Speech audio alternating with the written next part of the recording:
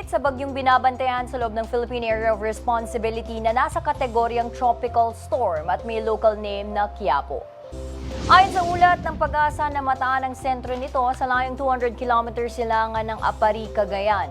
May lakas na hangin na umaabot sa 75 kilometers per hour at bugso na 90 kilometers per hour. Kumikilos ito pa westward sa bilis na 30 kilometers per hour.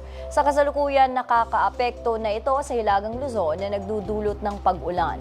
Patuloy pa rin ang epekto ng habagat sa malaking bahagi ng bansa na nagdadala rin ng malalakas na pag-ulan.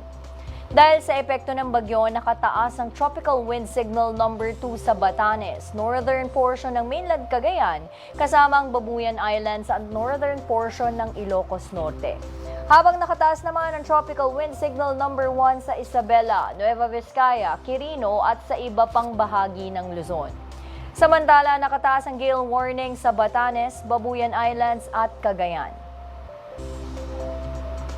Para manatiling updated sa lagay ng panahon ngayon, tutok lang sa IBC at Congress TV.